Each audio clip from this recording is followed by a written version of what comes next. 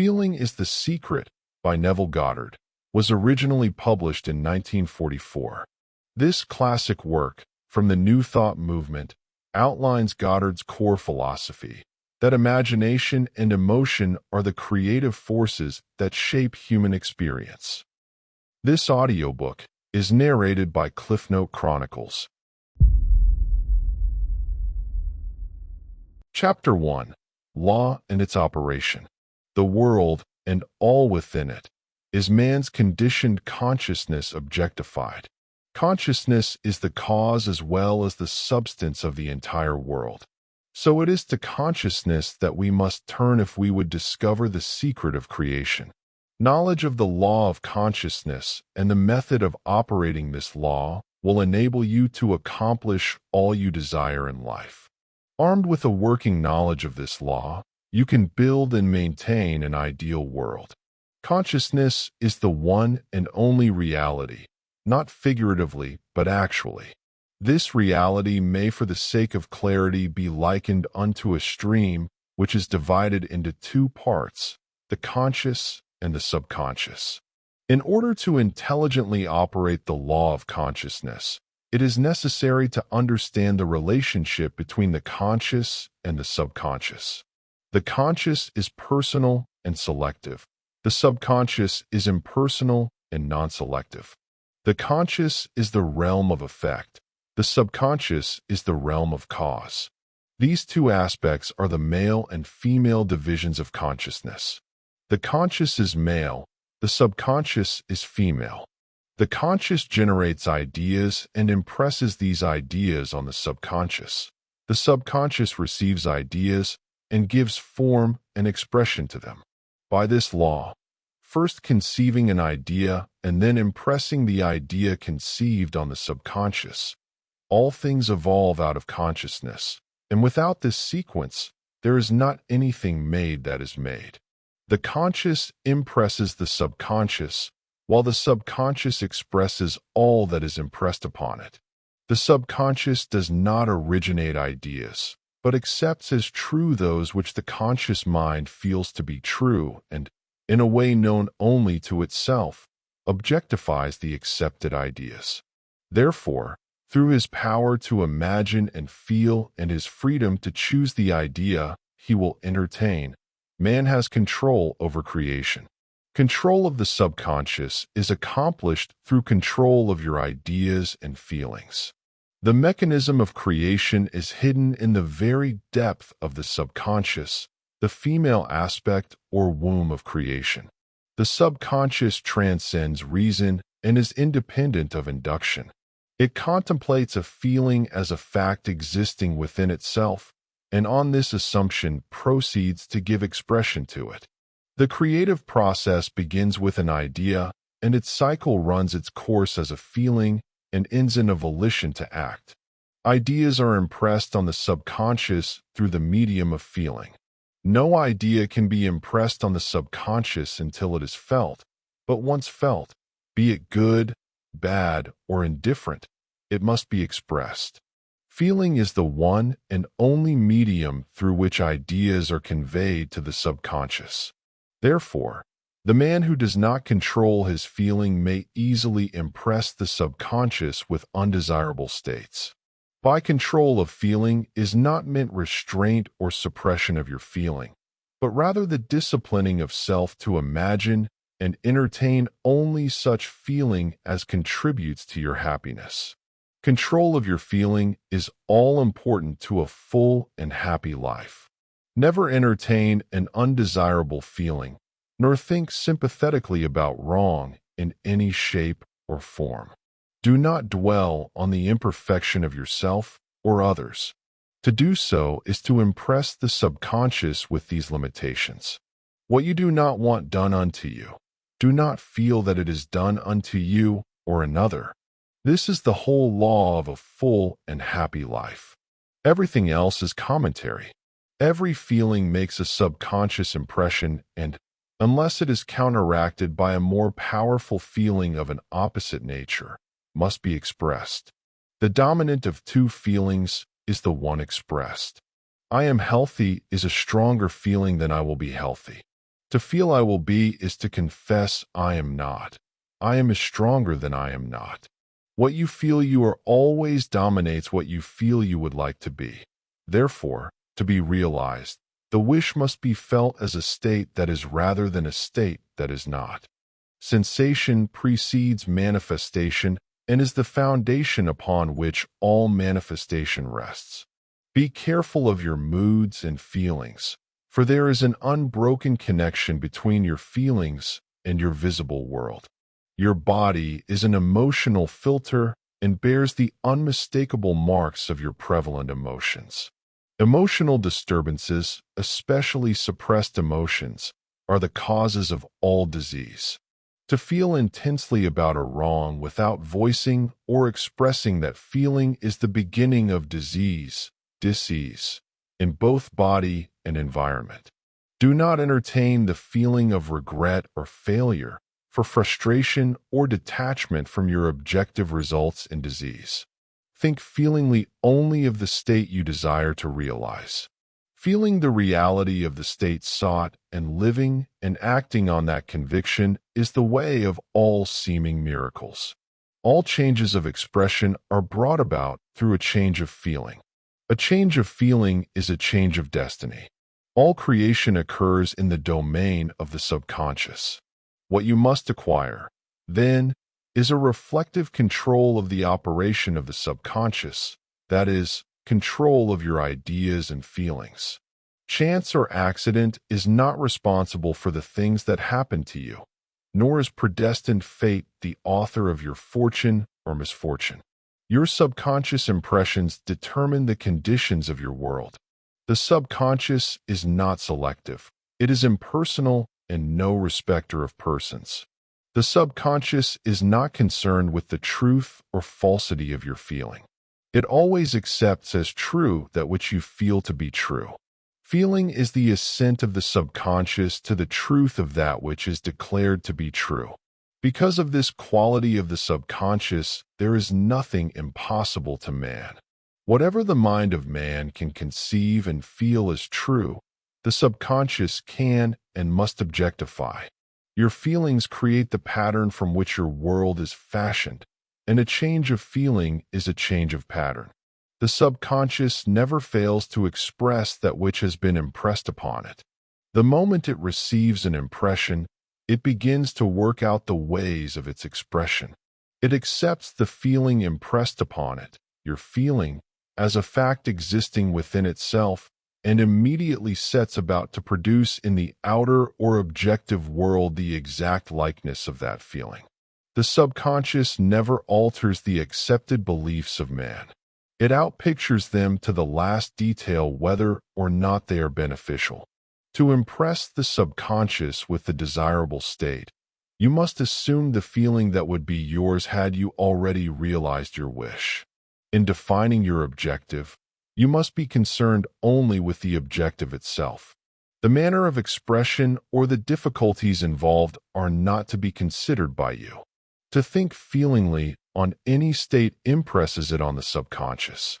Therefore, if you dwell on difficulties, barriers, or delay, the subconscious, by its very non-selective nature, accepts the feeling of difficulties and obstacles as your request and proceeds to produce them in your outer world. The subconscious is the womb of creation. It receives the idea unto itself through the feelings of man. It never changes the idea received, but always gives it form.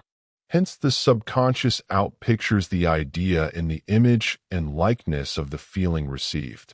To feel a state as hopeless or impossible is to impress the subconscious with the idea of failure. Although the subconscious faithfully serves man, it must not be inferred that the relation is that of a servant to a master, as was anciently conceived. The ancient prophets called it the slave and servant of man. St. Paul personified it as a woman and said, "The woman should be subject to man in everything." The subconscious does serve man and faithfully gives form to his feelings. However, the subconscious has a distinct distaste for compulsion and responds to persuasion rather than to command. Consequently, it resembles the beloved wife more than the servant. The husband is head of the wife. May not be true of man and woman in their earthly relationship, but it is true of the conscious and the subconscious, or the male and female aspects of consciousness. The mystery to which Paul referred when he wrote, "This is a great mystery. He that loveth his wife loveth himself, and they two shall be one flesh," is simply the mystery of consciousness. Consciousness is really one and undivided, but for creation's sake it appears to be divided into two. The conscious, objective, or male aspect truly is the head and dominates the subconscious, subjective, or female aspect. However, this leadership is not that of the tyrant, but of the lover. So, by assuming the feeling that would be yours were you already in possession of your objective, the subconscious is moved to build the exact likeness of your assumption. Your desires are not subconsciously accepted until you assume the feeling of their reality, for only through feeling is an idea subconsciously accepted, and only through this subconscious acceptance is it ever expressed.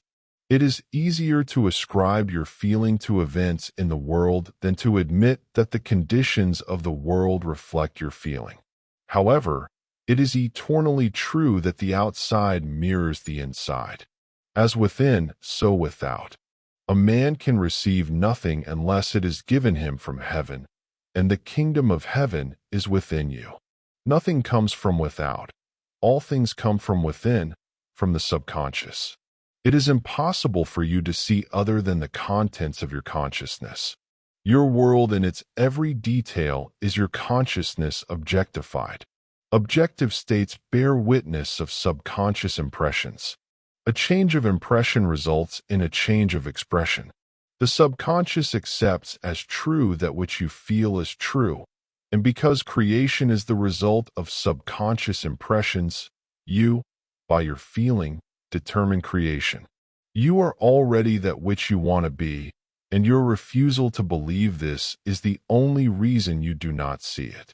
To seek on the outside for that which you do not feel you are is to seek in vain, for we never find that which we want. We find only that which we are. In short, you express and have only that which you are conscious of being or possessing. To him that hath it is given. Denying the evidence of the senses and appropriating the feeling of the wish fulfilled is the way to the realization of your desire. Mastery of self-control of your thoughts and feelings is your highest achievement. However, until perfect self-control is attained, so that, in spite of appearances, you feel all that you want to feel, use sleep and prayer to aid you in realizing your desired states. These are the two gateways into the subconscious. Chapter 2. Sleep. Sleep, the life that occupies 1/3 of our stay on earth, is the natural door into the subconscious. So it is with sleep that we are now concerned. The conscious 2/3 of our life on earth is measured by the degree of attention we give sleep. Our understanding of and delight in what sleep has to bestow will cause us, night after night, to set out for it, as though we were keeping an appointment with a lover. In a dream, in a vision of the night, when deep sleep falleth upon men, in slumbering upon the bed, then he openeth the ears of men and sealeth their instruction. It is in sleep and in prayer, a state akin to sleep, that man enters the subconscious to make his impressions and receive his instructions. In these states the conscious and subconscious are creatively joined. The male and female become one flesh. Sleep is the time when the male or conscious mind turns from the world of sense to seek its lover or subconscious self. The subconscious, unlike the woman of the world who marries her husband to change him, has no desire to change the conscious, waking state, but loves it as it is and faithfully reproduces its likeness in the outer world of form. The conditions and events of your life are your children formed from the molds of your subconscious impressions in sleep. They are made in the image and likeness of your innermost feeling that they may reveal you to yourself. As in heaven, so on earth.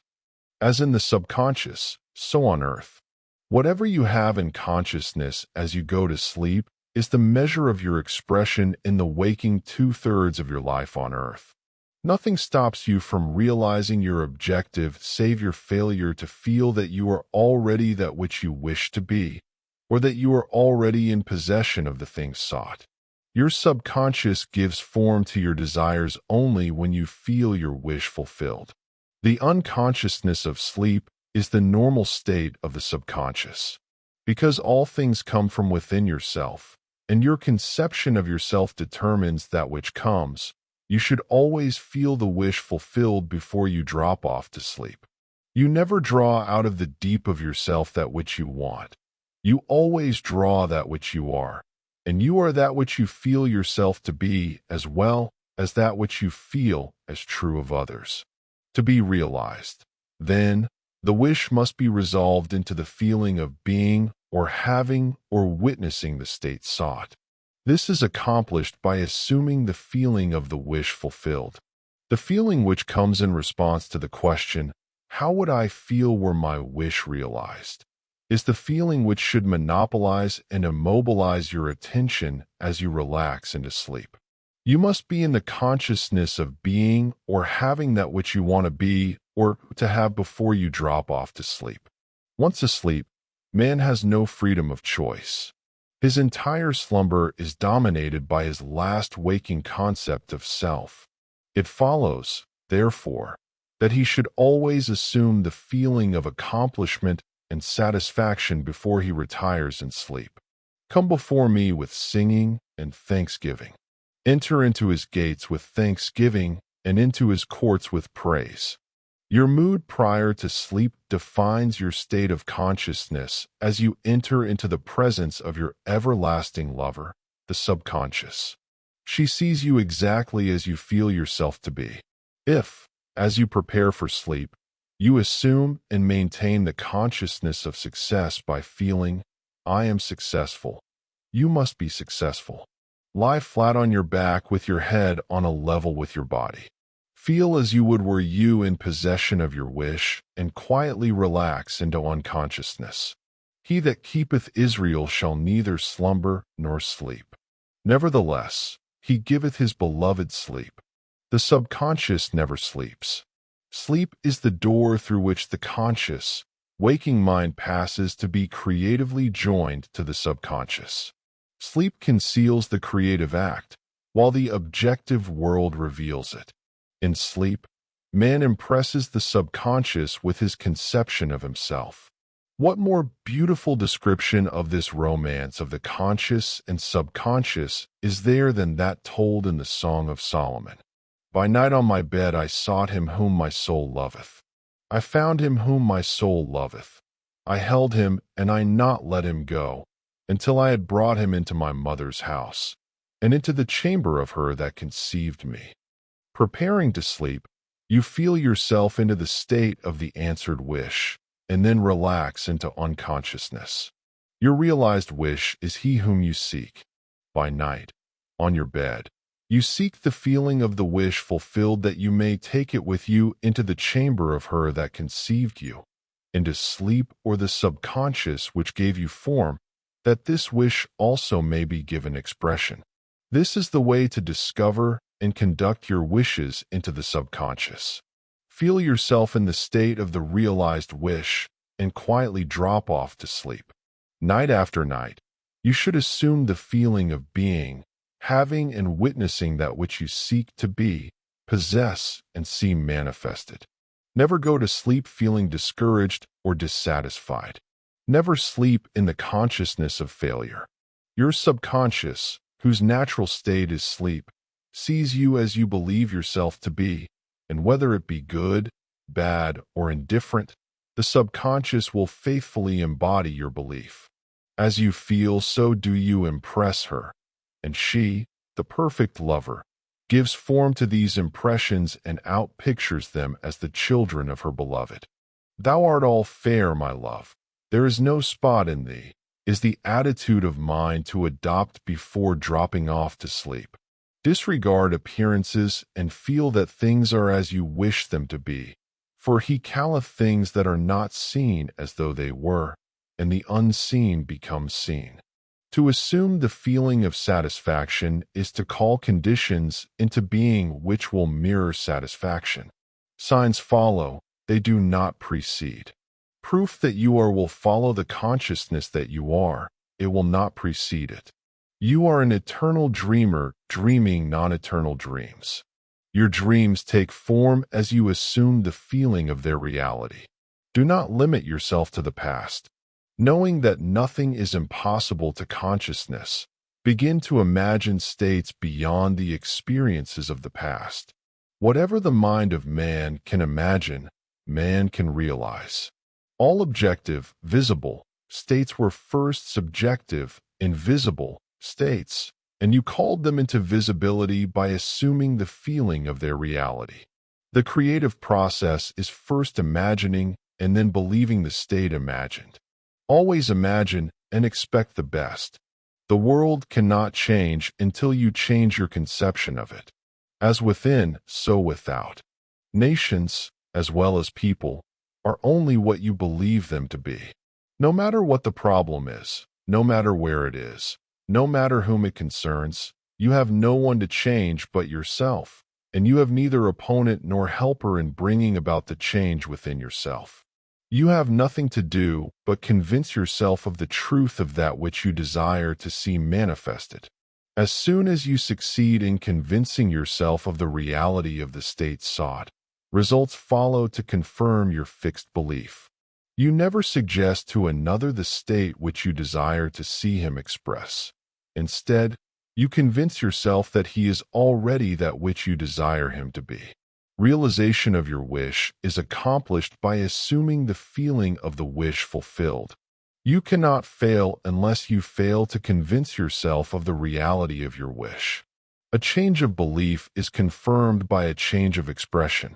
Every night, as you drop off to sleep, feel satisfied and spotless, for your subjective lover always forms the objective world in the image and likeness of your conception of it, the conception defined by your feeling. The waking 2/3 of your life on earth ever corroborates or bears witness to your subconscious impressions. The actions and events of the day are effects. They are not causes. Free will is only freedom of choice. Choose ye this day whom ye shall serve.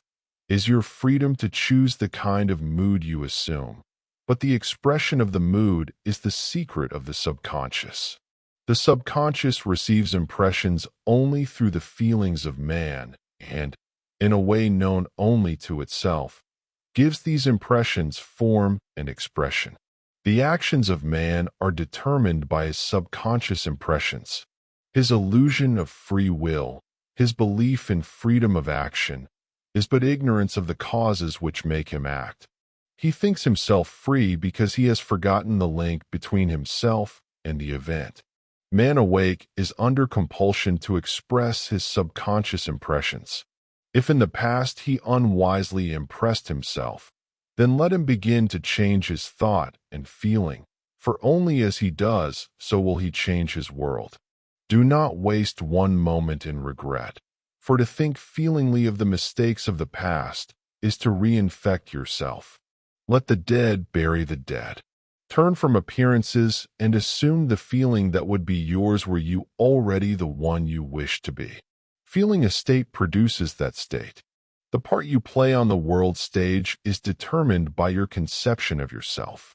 By feeling your wish fulfilled and quietly relaxing into sleep, you cast yourself in a star role to be played on earth tomorrow, and, while asleep, you are rehearsed and instructed in your part. The acceptance of the end automatically wills the means of realization. Make no mistake about this.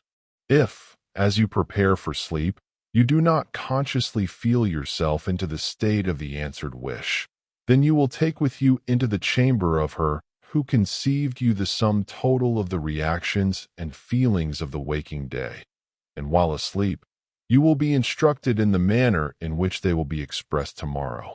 You will rise believing that you are a free agent, not realizing that every action and event of the day is predetermined by your concept of self as you fell asleep.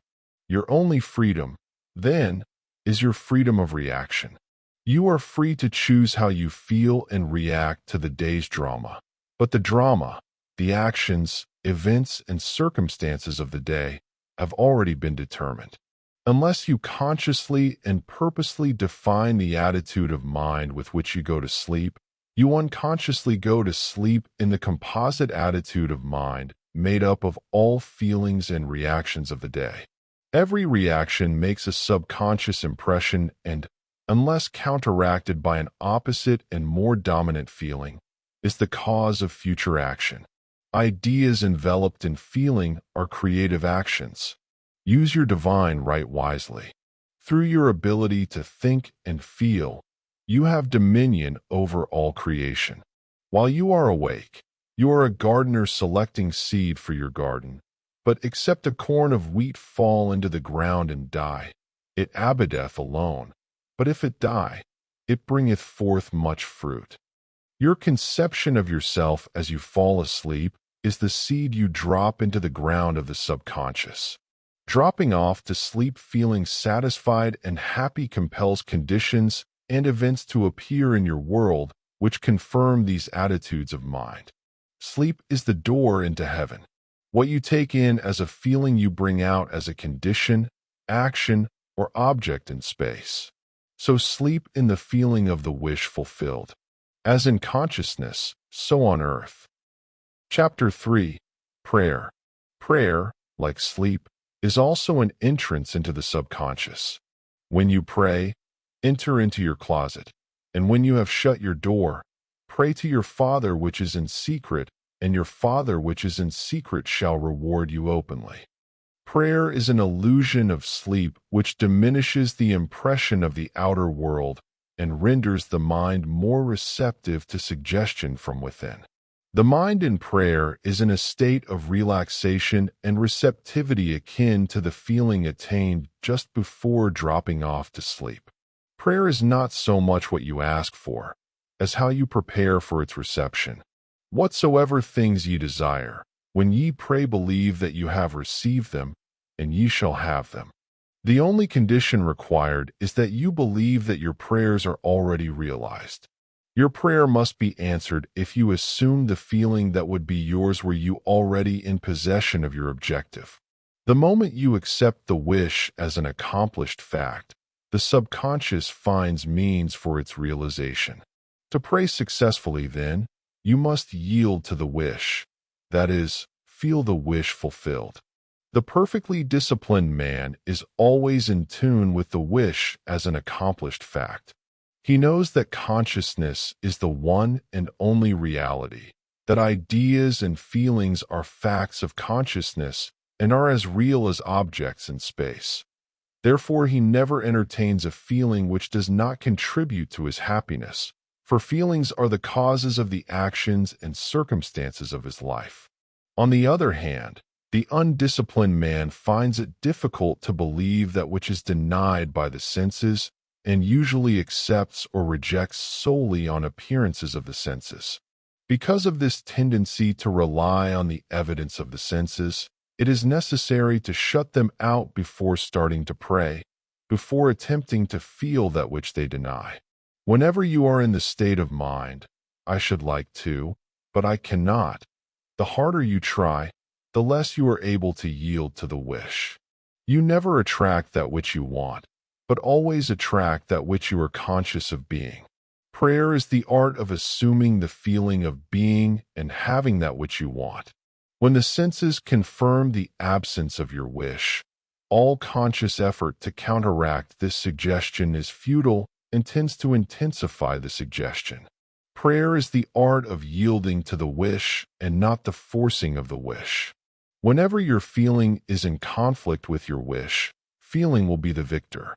The dominant feeling invariably expresses itself. Prayer must be without effort. In attempting to fix an attitude of mind which is denied by the senses, effort is fatal.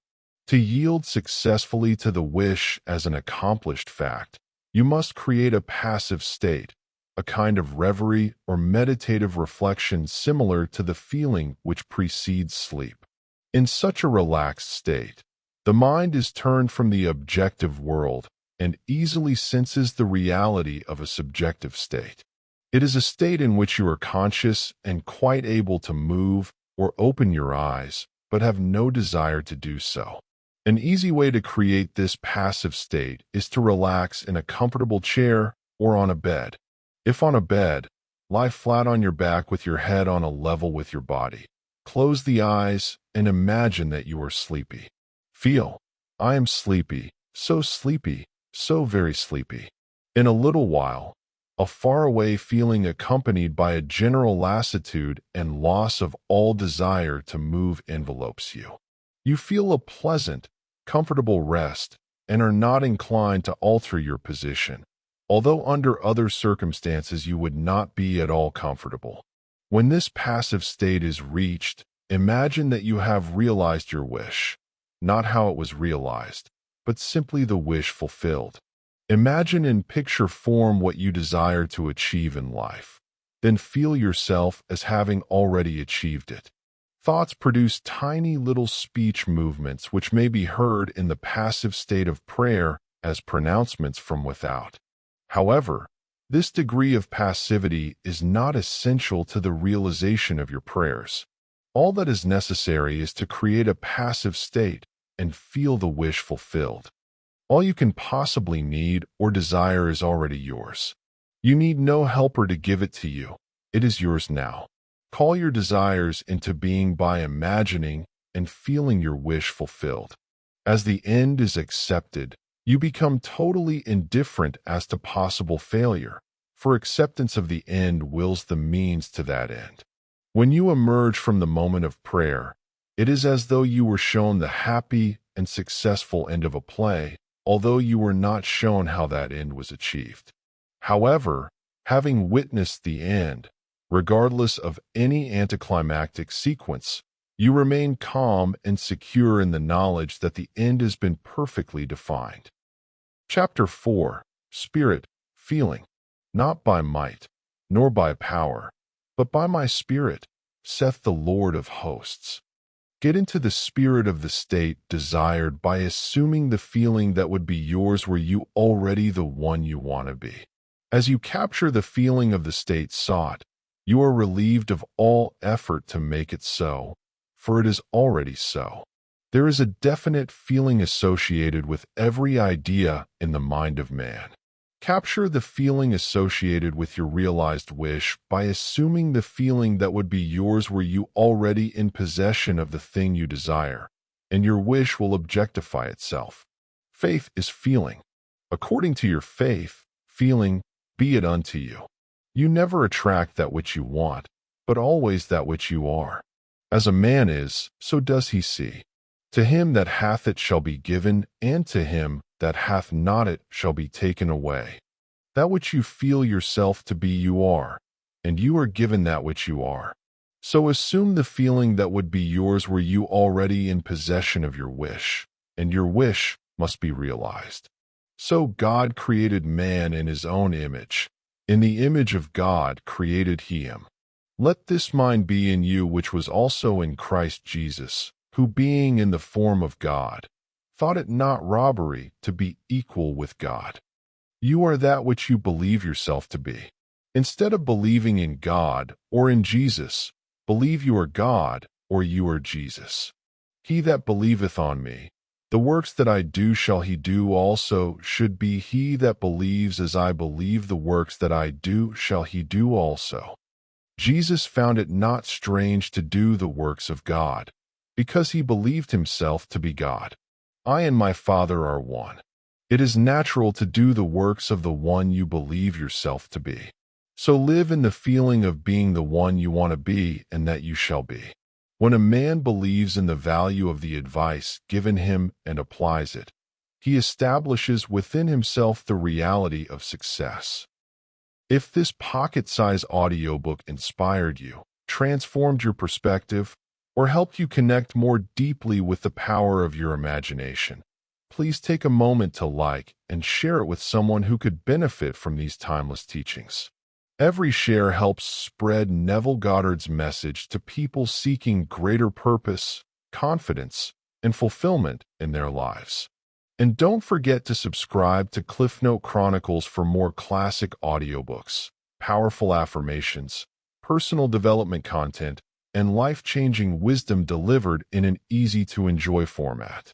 Remember, what you consistently feel, you become. Like, share, subscribe, and keep creating the life you desire. CliffNote Chronicles, where timeless wisdom comes to life.